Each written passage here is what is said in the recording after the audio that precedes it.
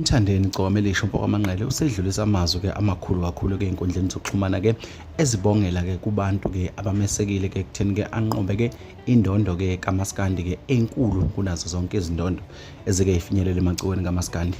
Bafowethu ake ngiqale ngenibingelela kwesiqiniseko kwe-SA Media. Mawuqala ungena kule channel ke ngicela wenza ubulungisa ke ucindezele button ka subscribe ke uphinde ke ulike ke lama video ke esikwenzela wona bafowethu. Umthandeni ke Gcokama Elisha bafowethu ke uqophe umlando omkhulu ke izolo ke lapha ke ethola indondo ke lapha ke i-record of the year okuyindondo eqala ke ukufinyelela ke ecikweni likaMaskandi ke lapha ke eyithola ngaphansi ke kuma award ke abaye lapha ke kuMotsepe Foundation ke lapha ke awards bafowethu. Ubhale nanka ke amazwi ke umthandeni Gcokama Elisha uthe amabhinca ke niyobonga ke emazulwini ngeqiniso enilenze empilweni yami.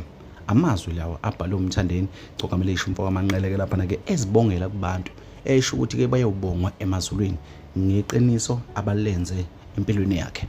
Bafowethu inhle kakhulu lento. Siyabona abantu abaningi enkundleni zokuxhumana ke bayambongela ke lapha ke njengoba sazi ke ukuthi indondo enkulu ke le futhi ke ehlonishwa kakhulu ngenxa ke yobukhulu bayo.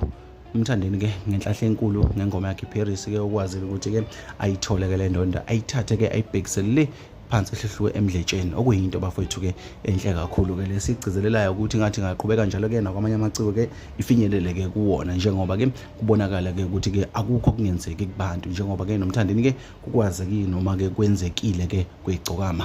Bafowethu ileze ke niphathele zona la kwesiqiniseko kwe-SA Media bafowethu ngithe muhlala la ekhaya phela makukhona okunye ngizoza nakho kunjalo bafowethu ubusuku buniphathe kahle.